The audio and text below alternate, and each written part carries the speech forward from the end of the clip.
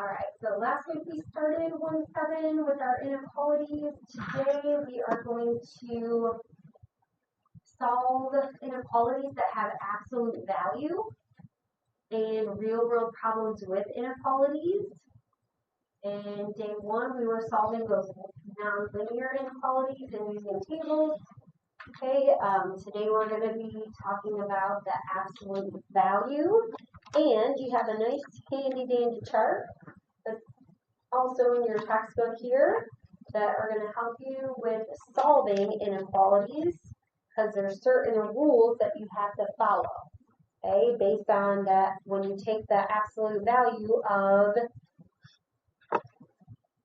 a positive or a negative value, it's going to result in a positive. Okay, so what we're going to do is we're going to look at this chart. We're going to notice some of the patterns. So for these two, those are both the less than patterns. Okay, the first two are the less than. And notice if there's less than, there is one compound inequality here. Okay, and then for the greater than, how many inequalities do we have? 2. Okay, so it's an or situation. Either X is less than the opposite of C, or, and I despise writing it out like this, feel very strongly about that. So when I write this out, it's a less than the opposite of C, or X is greater than positive C. Okay, and then X is less than or equal to negative C, or X is greater than equal to C. And it's really just two patterns that you need to know, because whether it's less than or less than equal to, it's the same type of pattern. You just either add the equal to or you don't. Okay, so with the less than, your equivalent form is one inequality. Okay, so these each have one inequality. Or and then this you have 2. Okay, connected with the or. And the reason why this is connected with the or is because these two things can't happen at one time. This arrow must have got.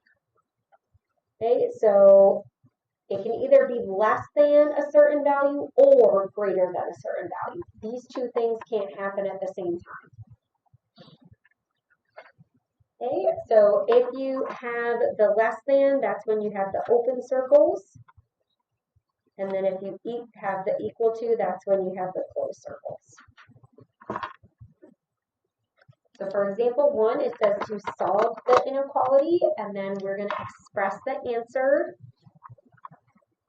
using interval notation, and we're going to graph the solution set. So we're going to solve, we're going to express using interval notation, and we are going to graph that solution set. Okay, so the first one is the absolute value of x minus 9 is less than 8. Okay, so we have to write it in an equivalent form and then solve.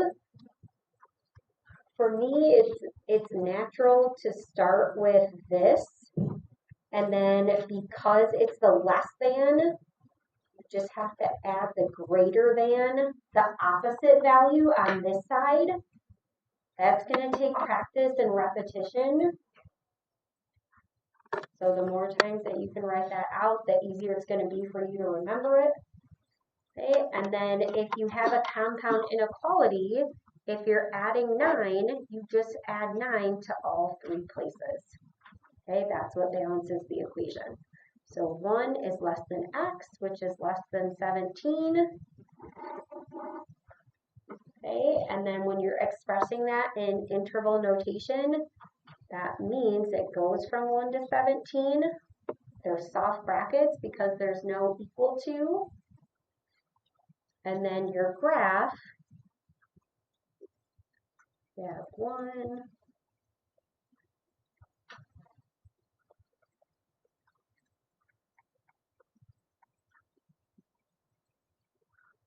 Okay, and then so you have an open circle here, an open circle here. and this is where your solution is going to stand. Okay, so 1 to 17.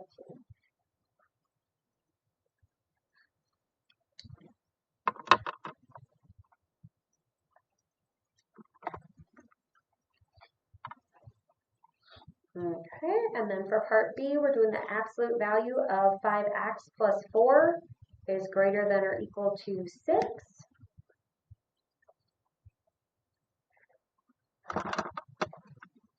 So we're going to write the equivalent form. So when you're doing the equivalent form, again, I always start by just writing out what this is without the absolute value.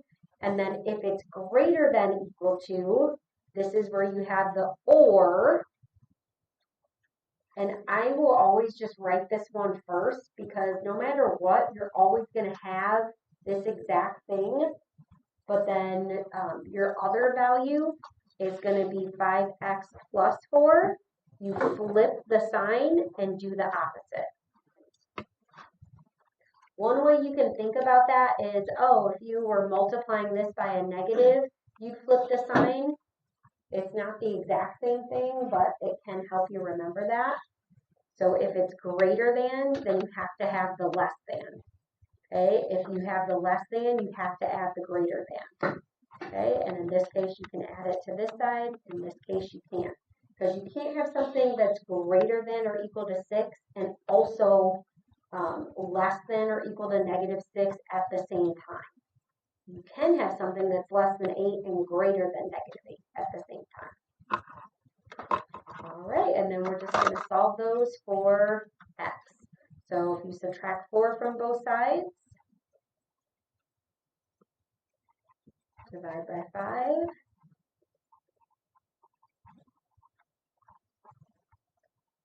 Same process here. You're going to subtract 4, divide by 5.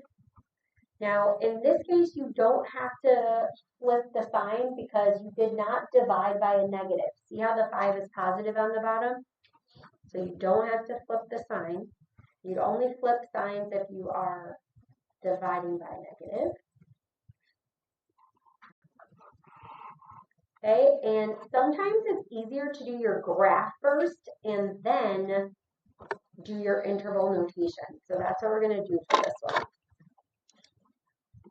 Okay, and I'm really not very picky with your graphs. Like if you want to do -2 here and then 2/5 over here, that's fine. So if x is greater than or equal to 2/5, it's a closed circle because it's the equal to, closed circle here. And then from there, if you're doing your interval notation, you just have to go in order. So this is going to negative infinity. So it's negative infinity to -2. It's going to be a hard bracket because of the closed circle. And that would be in union with, and it picks back up at 2/5 and then goes to positive infinity. Okay. Okay, and then on the back, we're going to do some modeling. So I'm going to give you a minute to read through that.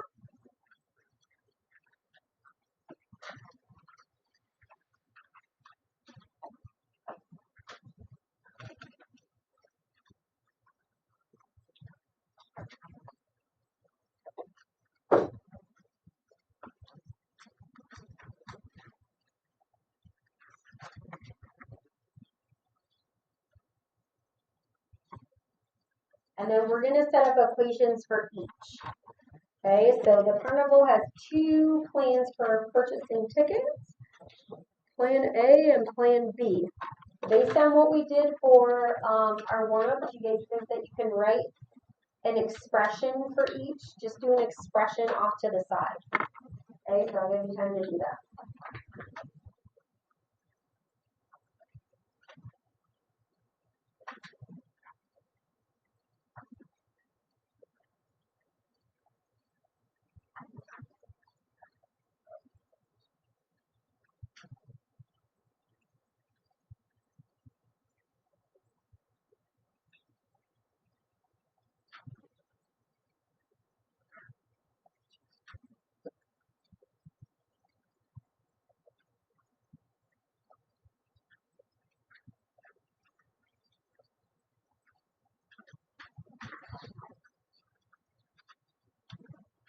Okay, so anybody you want to share what they came up with for plan A?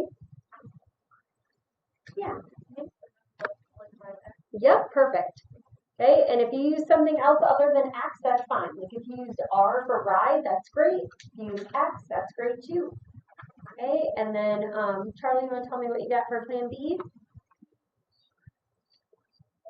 Good. Yeah. Nice work. And then if you guys did 0.75x plus 3 or 0.5x plus 7, that is the same thing. So good work. So what you're trying to find is how many rides would you have to take for plan A to be less expensive than plan B. Okay, so what you're trying to find is when will plan A be less than plan B? Okay, not equal to, because it's saying less expensive. Okay, so you have to write an inequality and then solve. Well, we just wrote this inequality together, so we're just going to plug in those expressions. Okay, so I'm going to write this as 0.5x plus 7 and 0.75x plus 3. We're going to do this without our calculator today. So if I'm doing this without a calculator, I want to move the lower amount of x's to the higher. I'm going to think of this like money, right? Because this is money, 75 cents, 50 cents, with 75 cents minus 50 cents. 25. Okay, and then at the same time, oh, I guess I already did this. So we're going to subtract 3. Okay, now if I'm doing this without my calculator, I am going to think of this not as 0.25, but let's think of it as 1/4 x, right? That's the same thing. And then what am I going to do to both sides to solve? You can divide by 1/4 or multiply by the reciprocal. Yep. Okay, so 1/4 times 4 is what? Why do we do that? Yeah, it's just 1, right? 1x here. Okay, when you are writing out your solution, put your variable first. Okay, so put the variable on the left. That's just the proper way to do it.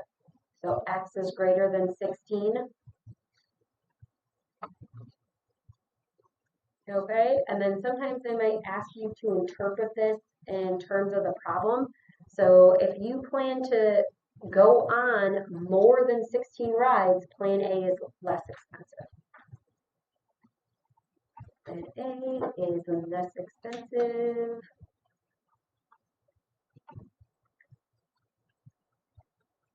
If you go on more than 16 rides, okay? Make sure you don't say it is 16 rides, because if you go on 16 rides, what's the situation? They're equal. It doesn't matter if you choose plan A or plan B. Okay? And then I wrote a little note here just to remind you, okay, that when you, if you multiply or divide by a negative, the sign flips, because you will encounter that. Okay, and if you want that reminder, you can put that on there too. Okay, and if you feel like you got that, that's okay as well. All right. The next thing we're going to do is do some conversions with Celsius and Fahrenheit. Okay, so the temperature peaks at 40 degrees Celsius during the afternoon, but cools down to 5 degrees Celsius at night. To what range of temperatures does this correspond on the Fahrenheit scale? So what we're trying to answer is, what is the range of temperatures that this corresponds to on the Fahrenheit scale? We're also going to use this formula, which you have seen before. Okay, and then we'll need to keep in mind that it started at 40 degrees Celsius and cooled down to 5 degrees Celsius. Okay, so we're going to write an inequality and then we're going to solve that inequality. Okay, so if it's 5 degrees Celsius, okay, it went down to 5 degrees, so we're going to include it there. So put the equal to, and it went up to 40 degrees. Bless you. Okay, so this is the range, and we're writing an inequality and solving because that's what this whole section is about. And what we're going to do is we are going to plug in for C, 5/9, F minus 32, because that is the conversion rate.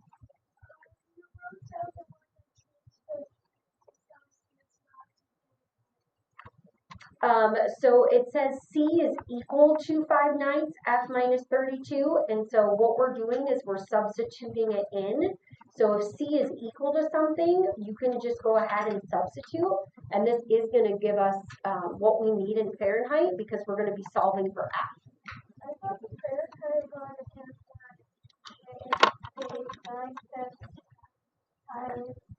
on the Yeah, yep, that would be if it was equal to F. Yep. And really another way you could do this is by plugging in the 40 and solving. We're going to do this all at one time. So if you're solving, again, there's a few ways that you can do this. I'm going to multiply by 9/5 first. Some people might distribute. Okay, we're going to do this without a calculator, which really this is super easy to do without a calculator. What is 5 times 9/5? Just 9, right? 5 divided by 5 cancels out. Now I just have F minus 32 in the middle. If I'm multiplying this, just do 40 divided by 5. What's 40 divided by 5? 8. What's 8 times 9? Yeah. Okay, so I know it's been a while since we've been doing some mental math, but I know you guys got it. The more we practice that, the easier it'll get. Okay, so our solution, we got 41 degrees Fahrenheit. And this is going to be your range. And you don't even have to say the degrees F, you can just put your degrees there. Okay, so the temp ranges from 41 degrees Fahrenheit to 104 degrees Fahrenheit. Yeah, it's quite the range, isn't it? I don't know. Gonna say, oh, must be in Michigan. Places like Arizona have large swings like that. So. All right, so I'm going to give you some time to work on your homework. I'm also going to pass back your quizzes, and we'll go over those answers today.